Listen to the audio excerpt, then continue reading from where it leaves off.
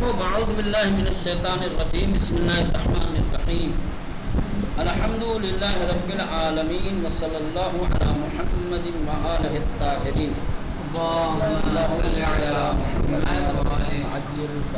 چلیں بحث چل رہی تھی جبر و اختیار کے سلسلے میں، ٹھیک ہے، اور اس بحث کو اس لیے یہاں پر ذکر کیا ہے چونکہ اس کا تعلق عدل پروردگار سے ہے نا۔ اس کے بعد نظریات جو لوگوں کے ہیں جبر و اختیار کے سلسلے میں، کہا کہ متکلمین دو حصوں میں بٹے ہوئے ہیں، کچھ لوگ جبر کے قائل ہیں، کچھ لوگ اختیار کے قائل ہیں۔ اب جو لوگ جبر کے قائل ہیں وہ دلیل یہ دیتے ہیں کہ چونکہ انسان کے اوپر بہت ساری چیزوں کا اثر ہوتا ہے اور اسی سے متاثر ہو کر کے انسان بدل بھی جاتا ہے نا؟ انسان دوسری چیزوں سے اثر لے کر کے بدل جاتا ہے، یعنی اس کا یہ بدلنا اس کے اختیار میں نہیں۔ اس کا مطلب یہ ہے کہ انسان مجبور ہے۔ یہ دلیل پیش کی تھی، اس کا جواب یہ دیا گیا تھا کہ ہم بھی مانتے ہیں کہ انسان بہت ساری چیزوں سے متاثر ہوتا ہے، تبلیغ کا اثر ہوتا ہے، نصیحت کا اثر ہوتا ہے، تربیت کا اثر ہوتا ہے، ماحول کا اثر ہوتا ہے، بہت ساری چیزوں کا انسان کے اوپر اثر ہوتا ہے، لیکن کیا واقعا صرف اور صرف انہی چیزوں سے متاثر ہو کر انسان تبدیل ہوتا ہے؟ باقی اور کوئی چیز نہیں ہے اس کے بدلنے میں دخیل۔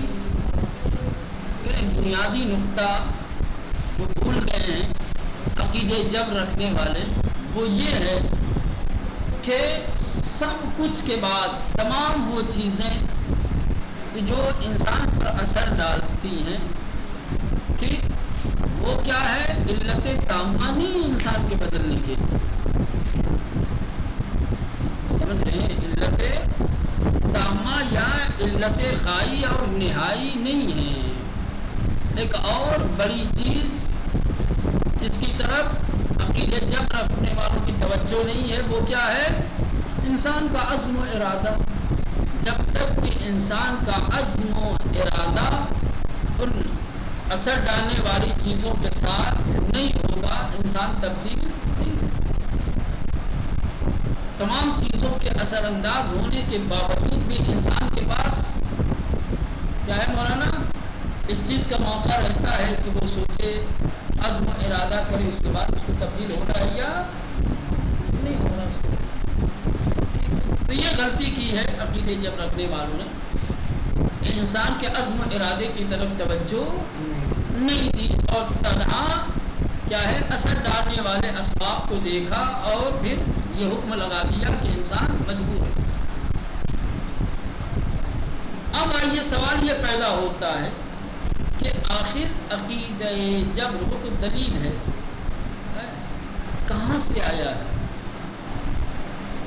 کن لوگوں نے اس عقیدے کو تقویت دی ہے اور کن وجوہات کی بنیاد پر؟ پہلے یہ تو ایسی چیز ہے جو دلیلیں دی تھی عقیدے جبر کی، وہ تو اتنی کمزور ہے، اتنی ضعیف ہے کہ ایک معمولی عقل رکھنے والا انسان بھی اسے رد کر سکتا ہے۔ پھر سوال یہ ہے کہ عقیدے جبر رکھنے والے آخر کیوں آج بھی پائے جا رہے ہیں اور بڑے استحکام کے ساتھ اور مضبوطی کے ساتھ اپنے عقیدے پہ جمے ہوئے اور اڑے ہوئے ہیں؟ عقیدے جبر کے بہت سارے اسباب ہیں، بہت ساری وجہیں ہیں جن کی وجہ سے عقیدہ جبر وجود میں آیا ہے اور اس عقیدے پہ آج بھی بہت سارے لوگ باقی ہیں۔ سیاسی اسباب ہیں، سیاسی اسباب ہیں۔ ارباب حکومت نے، بادشاہوں نے، حکمرانوں نے اپنی حکومت کو، اپنی سلطنت کو مضبوط کرنے کے لیے، مستحکم کرنے کے لیے اور رعایا کو اپنے خلاف کھڑا نہ ہونے کے لیے کہ میرے مخالف نہ ہو جائے، قیام نہ کریں، لوگوں کو دبانے کے لیے کیا ہے؟ عقیدے جبر جنم دیا ہے اور عقیدہ جبر کو استحکام دیا. کہا بھائی ہم حاکم بنے ہیں تو ہمیں بنایا گیا ہے. تم اگر رعایا ہو تو تمہیں رعایا رکھا گیا ہے. تمہارا کام ہے رعایا بن کر رہنا, ہمارا کام ہے حکمران بن کر کے رہنا. کبھی ہمارے خلاف اٹھنے کی کوشش, کبھی ہمارے خلاف آواز اٹھانے کی کوشش. ظاہر سی بات ہے جب لوگوں کے ذہنوں میں اس طریقے کا عقیدہ, اس طریقے کا نظریہ ڈال دیا جائے, تمہاری قسمت میں صرف اور صرف کیا ہے, محکوم بن کر رہنائی ہے. تمہیں حکومت کی طرف سے ہونے والے ظلم و تشدد کو سہنائی ہے. وہی تمہاری تقدیر ہے, وہی تمہاری قسمت ہے.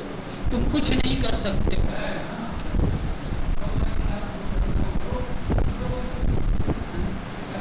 یہ سیاسی لوگوں نے اپنی حکومتوں کو مضبوط کرنے کے لیے, مستحکم کرنے کے لیے, اور ان کے خلاف اٹھنے والی آوازوں کو دبانے کے لیے, ان کے ظلم کے خلاف بپا ہونے والے قیام کو روکنے کے لیے اس طریقے کے نظریات اور اس طریقے کے عقائد کو لوگوں میں رائج کیا ہے تاکہ ہماری حکومت چلتی رہے اور یہ بیچارے بھی ظلم و تشدد کے ساتھ اپنا کام کرتے رہیں, کبھی آواز نہ اٹھائیں, کبھی انقلاب بھی نہ سوچیں. یہ ایک چیز. دوسرے نفسیاتی اسباب عقیدہ جبر کے پیدائش میں اور اس کی تقویت میں کیا ہے, نفسیاتی اسباب بھی شامل ہے. وہ کیا ہے, آپ نے دیکھا ہوگا دنیا کی کوئی بھی چیز بغیر محنت اور مشقت کے حاصل نہیں ہوتی. جو لوگ زندگی میں جد و جہد کرتے ہیں, سعی و کوشش کرتے ہیں, انہیں ان کا مقصد حاصل ہوتا ہے, وہ کسی نہ کسی منزل تک پہنچتے ہیں. اسی میں بعض افراد ایسے بھی ملیں گے آپ کو کہ جو جد و جہد کے بجائے سستی کاہلی سے کام لیتے ہیں. سمجھ رہے ہیں, کبھی کسی چیز کو پانے کے لیے جد و جہد سوچتے ہیں بس ایسے ہی مل جائے مفت میں, بغیر کسی جد و جہد کے. ظاہر سی بات آپ سب جانتے ہیں کہ دنیا کا قانون ہے اور الہی قانون بھی ہے, اللہ لیس للانسان الا ما سعى. اور ایک اور جگہ پہ ہے سوف سعیہ, ذرا قریب اپنی کوششوں کو دیکھیں گے, ہے نا.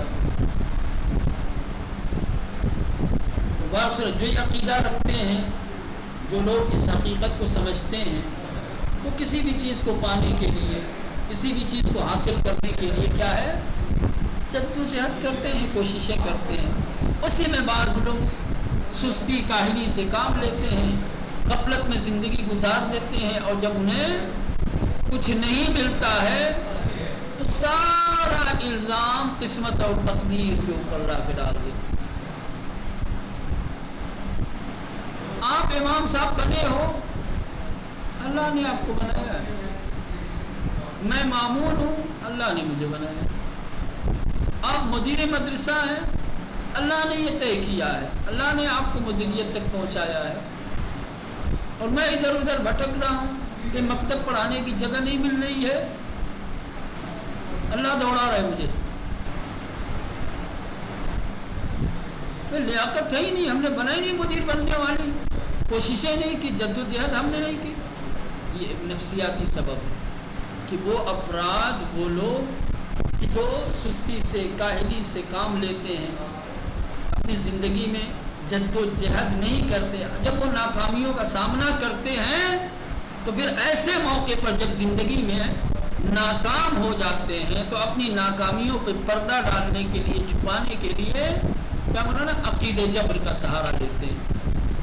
اللہ نے مجھے بنایا ایسا, آپ کو اللہ نے بنایا ایسا. یہ ایک نفسیاتی اسباب بھی عقیدہ جبر کے پیدائش میں اور اس کی تقویت میں شامل ہے. اگر انسان کوشش کرے، جدوجہد کرے، یقیناً وہ بھی اپنے مقصد سے محروم نہیں رہے گا. کچھ اجتماعی اسباب، یہ تیسری چیز کیا ہے؟ اجتماعی اسباب ہے. سماج اور معاشرے میں آپ کو کچھ ایسے لوگ، کچھ ایسے افراد مل جائیں گے جو چاہتے ہیں کہ آزادی کے ساتھ زندگی گزاریں، کسی طریقے کی کوئی بندش، کوئی پابندی ان کے اوپر عائد نہ کی جائے. جو مرضی، شراب پینا ہے، جوا کھیلنا ہے، جوا کھیلیں. سمجھ رہے ہیں؟ کسی کے مال پہ قبضہ کرنا ہے، قبضہ کرے. کسی کو لوٹنا ہے، لوٹے. کوئی بولے نہیں، کوئی انہیں گناہ سے نہ روکے، اور اگر گناہ کریں تو انہیں کوئی اس کی سزا نہیں. حیوانی خواہشات جو انسان کے اندر پائی جاتی ہیں، وہ چاہتا ہے کہ وہ اپنی حیوانی خواہشات کو پوری کرتا رہے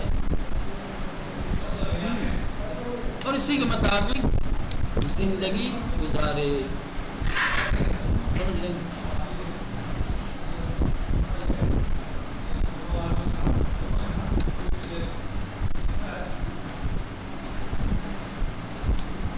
تو ایسے افراد کہ جو لوگ آزادی کے ساتھ زندگی جینا چاہتے ہیں اور اپنی تمام حیوانی خواہشات کو پوری کرنا چاہتے ہیں، وہ اپنے آپ کو گنہگار بھی نہیں سمجھتے ہیں. ہر ناشتے میں مل جائیں گے بہت سارے لوگ ہیں بڑے بنداس، بے باک ہو کر کے ہر کام کرتے ہیں اور مجرم بھی نہیں سمجھتے اپنے آپ کو، بلکہ کبھی کبھی تو یعنی اپنے غیر اخلاقی اور غیر انسانی عمل پر فخر بھی کرتے ہیں. اور ایسے لوگ نہیں ہے کہ اپنی اس فکر کو، اپنے اس خیال کو اپنی ذات تک محدود رکھیں. سماج کے دوسرے لوگوں پر اثر ڈالتے ہیں اور دوسرے لوگوں کو بھی تلقین کرتے ہیں اور اپنا ہمنوا، اپنا ہم خیال اور اپنے راستے پہ لانے کی کوشش کرتے ہیں. ایسے لوگوں کے جو اس میں آ جاتے ہیں تو بھی اس کا ہم فکر ہو جاتا ہے. ٹھیک. اور اس کے بعد جب اس کی بدعمالیوں کے اوپر سوال اٹھایا جاتا ہے تو اپنی بدعمالیوں پہ پردہ ڈالنے کے لیے یا اپنے گناہوں کو چھپانے کے لیے یا اپنے کو نردوش بتانے کے لیے، ہے نا، بے گناہ ثابت کرنے کے لیے پھر وہ سہارا لیتا ہے کس کا؟ مولانا. کیا کریں؟ اللہ نے مجھے ایسا بنایا، اللہ مجھ سے کرواتا ہے تو کرتا ہے. تم نیک ہو، تم اچھے ہو، تم پر اللہ کی خاص عنایت ہے، خاص کرم ہے، تم اس کے نیک بندے بن کر کے جی رہے ہو، اس کے دستورات فرامین پر عمل کر رہے ہو. تم کو اللہ نے اس راستے پہ لگایا، مجھ کو اللہ نے کہہ دیتے ہیں سارے. کیا ایسے لوگوں کا یہ عقیدہ، چاہے وہ سیاسی اسباب ہوں، چاہے وہ نفسیاتی ہوں، چاہے سماجی اور اجتماعی اسباب ہوں، کیا یہ عقیدے صحیح ہے؟ ان اسباب کی بنیاد پر جو عقیدے جبر کو مضبوطی کے ساتھ پکڑا گیا ہے، کیا یہ عقیدہ صحیح ہے؟ سب عقیدے جبر کو ایک طریقے سے اپنا صفر بنایا ہے ان لوگوں نے. سمجھ رہے؟ عقیدے جبر کو سہارا بنایا ہے اپنے آپ کو بچانے کے لیے. ظالم اپنے ظلم کی توجیہ کے لیے، سست اور کاہل انسان اپنی سستی اور کاہلی کی توجیہ کے لیے، گناہوں میں گرفتار انسان، بد کردار بد اخلاق انسان اپنی بد کرداریوں کی توجیہ کرنے کے لیے عقید جبر کا سہارا لیتے ہیں. اگر یہ عقیدہ نہ ہو تو کہاں سے توجیہ کر پائیں گے؟ کیسے صفائی دے سکتے ہیں؟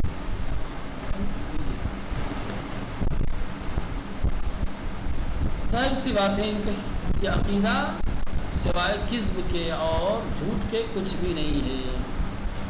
اس طریقے کی باتیں کرنے والے اچھی طریقے سے جانتے ہیں کہ ان کی یہ ساری باتیں کیا ہے مولانا، بے اساس اور بے بنیاد ہیں، عارضی لذت اور جلد ختم ہو جانے والے منافع ان کی عقل پر پردہ ڈال دیتے ہیں اور ان کو اس بات کی اجازت نہیں دیتے کہ وہ اس حقیقت کا برسر عام اقرار کر سکیں۔ بس ضروری ہے کہ معاشرے کو اس جبری طرز تفکر اور قسمت و تقدیر کو جبر کا نتیجہ قرار دینے کے عقیدے سے پاک کرنے کے لیے زبردست کوشش کی جائے، کیونکہ در حقیقت اس قسم کا عقیدہ سامراجی قوتوں کا بہت بڑا معاون، جھوٹی شکستوں کے لیے مختلف بہانوں کا وسیلہ اور معاشرے کی آلودگی بڑھانے کا بہت بڑا نقصانات ہیں۔ بہت سارے خطرات ہیں۔ جب تک کہ انسان اس طریقے کے غلط عقائد سے باہر نہیں آئے گا، سمجھ رہے ہیں، سماج اور معاشرے کی اصلاح نہیں ہو سکتی ہے۔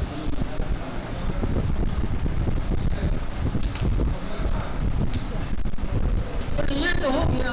اب کہنے کا مطلب یہ ہے کہ جو دوسرا طبقہ ہے، جو دوسرا گروہ ہے، جو انسان کے اختیار کے قائل ہیں، جو یہ عقیدہ رکھتے ہیں کہ انسان موجود مختار ہے، جو کچھ کرتا ہے اپنے ارادے سے کرتا ہے، ان کی کیا دلیل ہے؟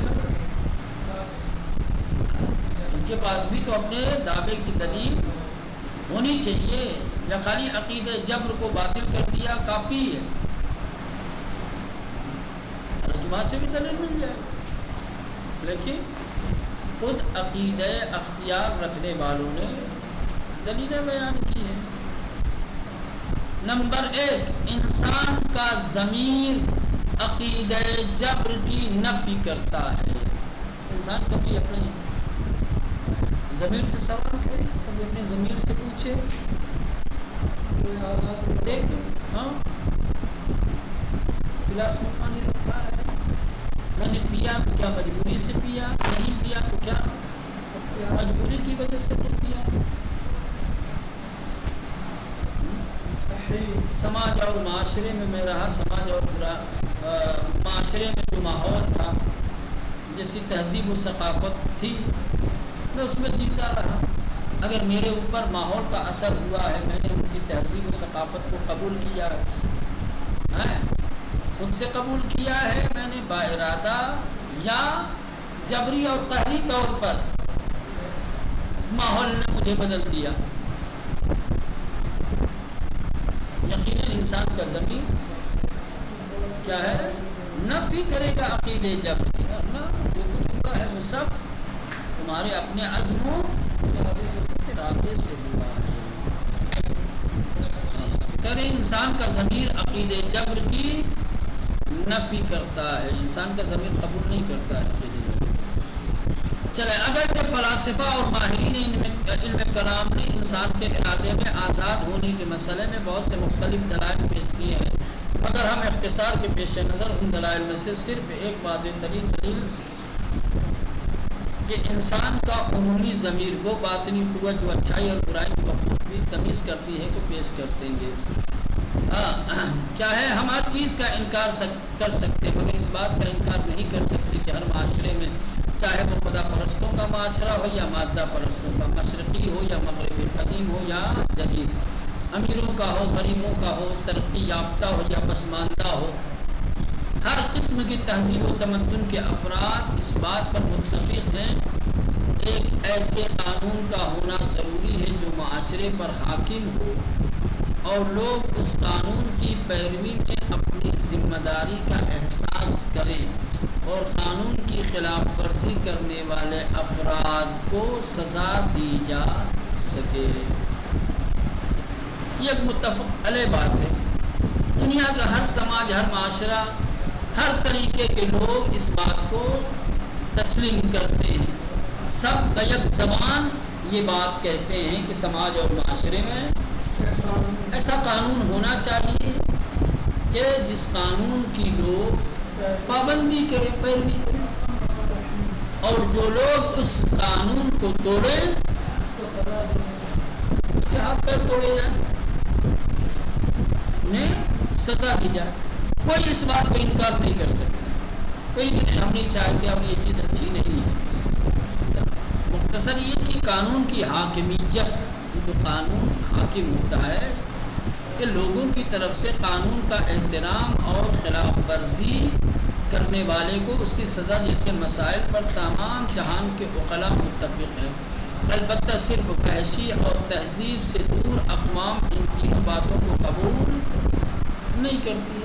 چاہتے قانون کی حاکمیت ہونی چاہیے. ایک، ہر شخص کو قانون کی پابندی کرنی چاہیے. دو، جو بھی قانون توڑے اسے سزا ملنی چاہیے. تین، ان تینوں باتوں پر پوری دنیا کا اتفاق ہے. مگر یہ کہ جو ابھی کیا ہے اپنی وحشی گری سے نہیں نکلا ہے، اس کے اندر انسانیت کی صفت مردہ ہو چکی ہے. حیوانیت اور وحشی گری جس کے وجود میں پل رہی ہو، پروان چل رہی ہے.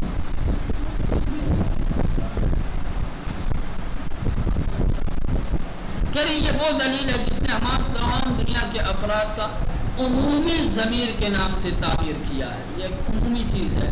دنیا کا ہر ضمیر اس بات کو قبول کرتا ہے. انسان کے اپنے ارادے میں آزاد ہونے پر سب سے واضح دلیل، یہ سب سے واضح دلیل. آزاد نہیں ہوگا تو قانون کی کیا ضرورت ہے؟ آزاد نہیں ہوگا تو قانون کے عمل کون کرے گا؟ آزاد نہیں ہوگا تو قانون توڑنے والے کو سزا کیسے ملے گی؟ جہاں آزادی نہیں وہ قانون کا مطلب کیا ہے؟ جہاں آزادی نہیں وہاں قانون کی حاکمیت تو کیا مطلب؟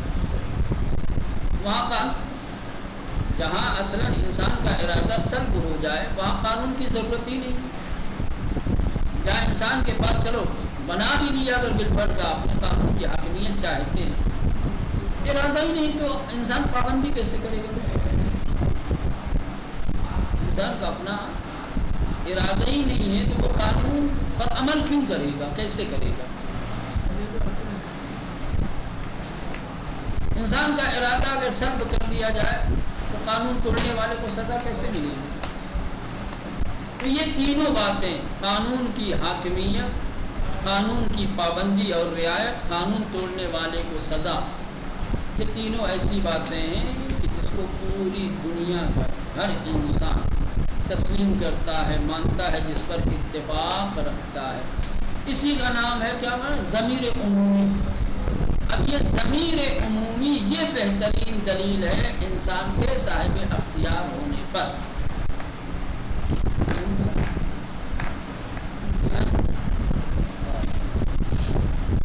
یہ کیسے یقین کیا جا سکتا ہے کہ انسان اپنے ارادے اور اعمال میں تو کسی بھی قسم کا اختیار نہیں رکھتا، لیکن قوانین کا احترام اس کے لیے ضروری ہے اور قوانین کی خلاف ورزی پر اس سے جواب طلبی ضروری ہے کہ اس نے ایسا کیوں کیا اور ایسا کیوں نہیں کیا. اور خلاف ورزی ثابت ہونے پر کبھی اس کو جیل کی سزا اور کبھی پھانسی کی سزا کا سامنا بھی. اس کی مثال ایسے ہی ہے جیسے پہاڑوں سے پھسل کر پتھر سڑک پر آ جائے اور سفر کرنے والوں کی ہلاکت کا باعث بن جائے اور ہم اس پتھر کو عدالت میں لا کر اس کے خلاف مقدمہ دائر کر دیں. کیا یہ درست ہے؟ اسی پتھر کی طرح ہم بھی، ہم سے غلطی ہو گئی سزا. جیسے پتھر کو عدالت میں سزا کے لیے لانا اور کھڑا کرنا نامعقول اور عقل سے پرے چیز ہے، ویسے ہی ایک بے اختیار انسان سے اگر کوئی قانون شکنی ہو جاتی ہے تو اسے قانون کی سزا کے لیے لایا جائے گا.